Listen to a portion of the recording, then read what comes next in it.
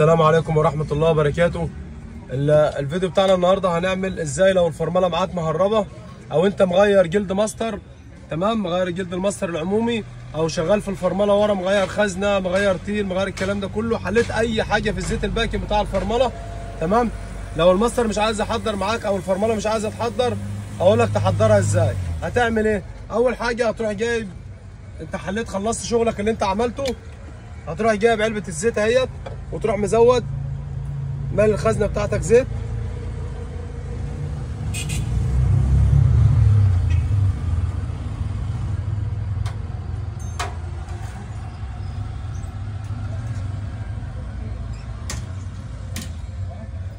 تمام كده. احنا ملينا الخزنه زيت خالص اهي. طبعا هي في المفروض في الغالب بتاعها وفي الطبيعي ان هو ما ينتليش زيت لحد الاخر. انا هعرفك بعد كده اما تخلص خالص وفرملتك تظبط تمام التمام هتحط الزيت لحد فين، تمام. بس انا دلوقتي بوريك ان احنا هنحضر فرملتك ازاي. في ناس بتقعد تحضر وتاخد هوا وتقفل وتفتح الكلام ده كله وتحضر معاك مفيش مشكله، بس ممكن التحضيره بتغيب معاك او ممكن يعني ايه تاخد وقت عم بتحضر وممكن ما تحضرش. فانا اقول لك تعمل ايه لو انت لوحدك او انت مثلا معكش حد يحضر لك او الكلام ده كله يحضر لك فرمله عشان تاخد هوا.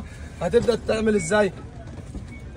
هتفتح، حطيت الزيت بتاعك خزنتك، هتلف ورا معايا، خليك معايا واحده واحده.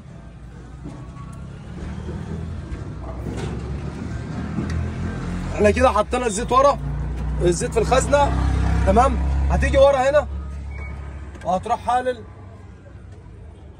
مسمار الهواء بتاعك اللي هو بتاع الفرده بتاع الخزنه، تمام، زي كده بالظبط، ماشي. وهتسيبه لحد ما تبدا ايه الخزنه تجيب زيت براحتها واحده واحده من غير ما تحضر. بس شيل رجلك من عليها خالص، ما تحضرش، ارفع البدال لفوق، تمام. هتبدا تسيبها زي ما هي كده، شيل المسمار بتاعك خالص اهو وحطه فوق هنا، تمام. هي مش هتجيب زيت من اول ما تحل على طول، او يعني ايه مثلا دقيقه ولا اتنين ولا الكلام ده كله، لا، لان طبعا انت هتبقى منظف المواسير او الزيت او الكلام ده كله، يبقى المواسير عندك كلها فاضيه بالماستر فاضي. انت هتحل المسمارين الاثنين، تمام، وسيبها نص ساعه، ربع ساعه، تلت ساعه، منين براحتها خالص، تمام. هترجع هتلاقي المسمارين بتوع الهواء دول، المسمار ده اهو اللي انا حليته ده بدا يجيب زيت وينزل زيت صافي. هو هيطلع الهواء اللي في الخزنه، هيطلع الهواء اللي في المواسير واللي في الخزنه مع نفسه لوحده، تمام. وهتيجي تلاقيه ما عاد بيجيب زيت صافي، منزل زيت صافي خالص كده. تروح عامل ايه بعد ما تخلص وتلاقيه نزل الزيت صافي؟ هتروح رابط المسمار بتاعك تاني، تمام، تروح رابط المسمار.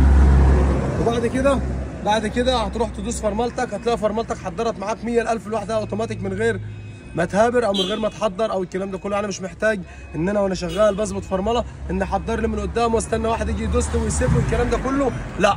يبقى هو فرملتك هربت منك، غيرت زيت في الخزنه، بتغسل الخزنه مثلا من الزيت الوسخ اللي فيها، بتنظف الخزنه اللي ورا، غيرت جلد خزنه ايا كان، فضيت زيت، روح رابط، تمام، وقفل حاجتك مظبوطه، حط زيت في الخزنه قدام وارجع ورا، حل المسمارين اللي انا قلت لك عليهم دول بتوع الفردتين اللي ورا، وسيبهم من 10 دقائق لنص ساعه لحد ما يصفوا الزيت، هياخدوا الهواء براحتهم. في ناس هتشغل راسها تقول لك طب ما الزيت اللي في الخزنه هيفضى.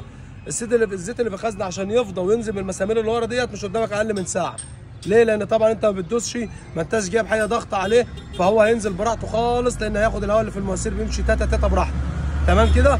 يبقى جيت خلصت هتلاقي الهواء بتاعك ما عادش هواء، زيت صافي عاد بينزل بالراحه خالص. تروح قافل مساميرك وتروح دايس فرملتك، هتلاقي فرملتك معاك بقت تمام 100,000. يبقى انت لو بتظبط فرملتك لوحدك مش محتاج حد يدوس لك فرمله. لكن الفيديو بتاعنا النهارده استنظرونا ان شاء الله الفيديو الجاي مع يسرى بالطبيخ في كل جديد. السلام عليكم ورحمه الله وبركاته.